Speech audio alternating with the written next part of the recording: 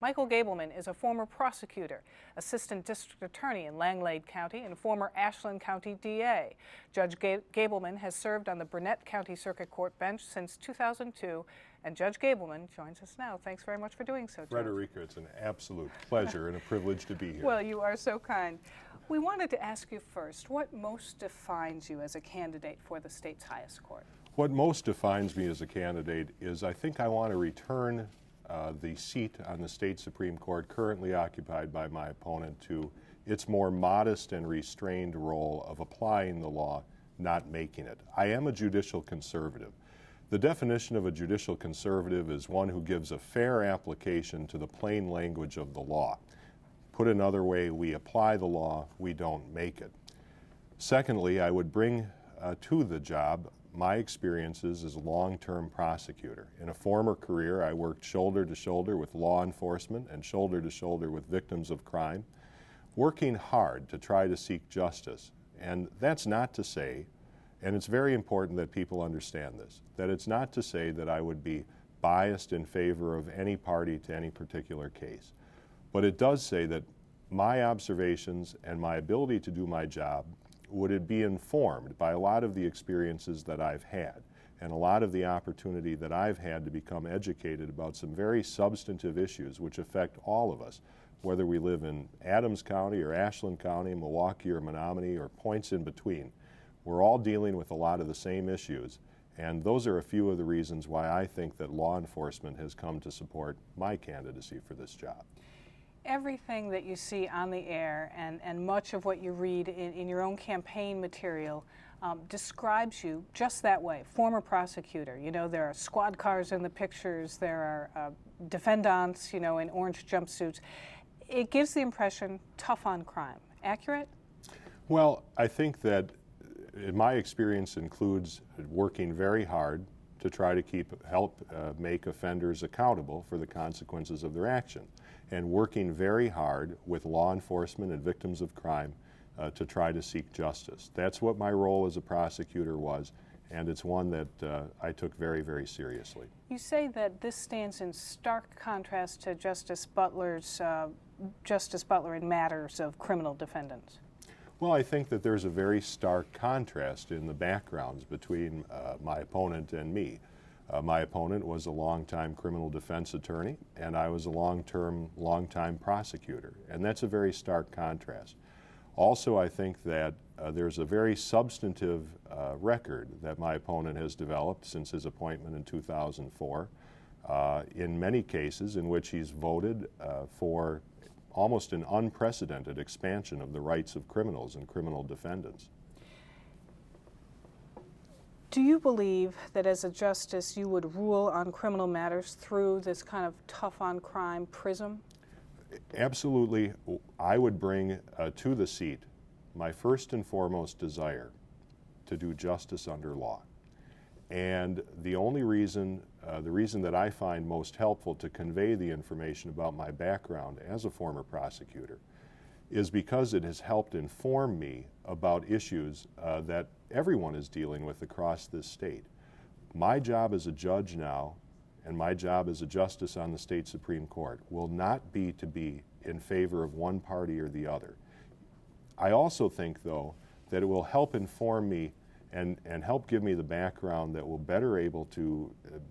make me better able to see things and honor the rights not only of the defendants and the criminals and the criminally accused, but the victims of crime as well. You describe Justice Butler, either you or third parties on your behalf describe Justice Butler as an activist. Why?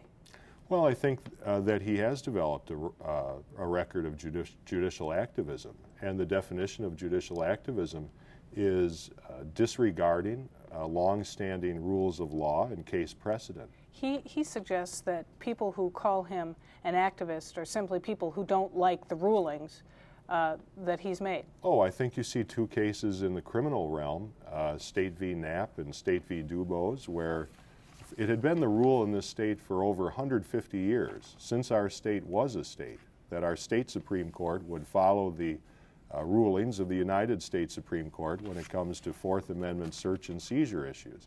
And my opponent decided in 2005 to do away with that long-standing rule and to adopt a theory which is called New Federalism, NEW federalism, under which theory the rights of the criminals and the criminal defendants are basically unbound by anything other than what the 4 temporary occupants of the current majority say they should be bound by. And that does away with over 150 years of case precedent. Also, I think you have the case of Thomas v. Mallet, which was in the civil realm. That was the lead paint case? Exactly.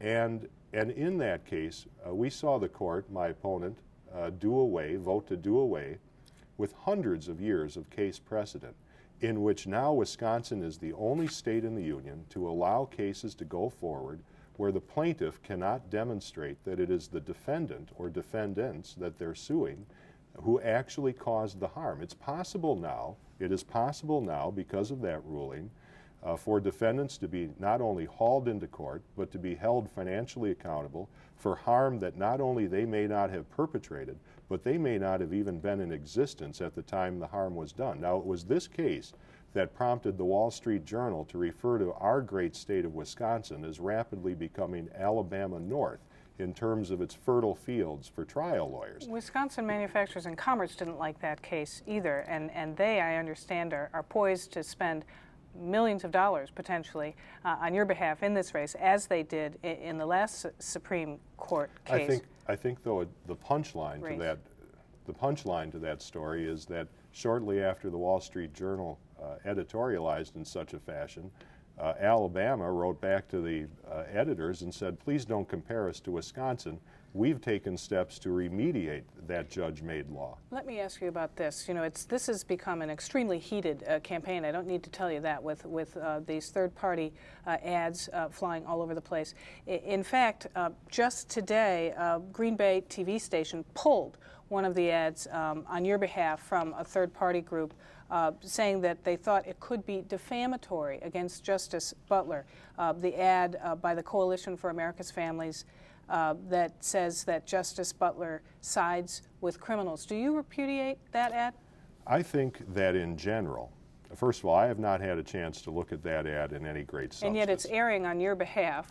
Well, it's airing because a third-party interest group has chosen to air it. Do you wish those interest groups were out of the picture? You know, Frederica, I really think that's an excellent point, because I think it probably, not only would the candidates be better served, but all of the citizens of this great state would probably be better served if the third-party groups took their interests elsewhere and let the candidates and let the people focus on promoting the ideas and the reasons why they should be elected.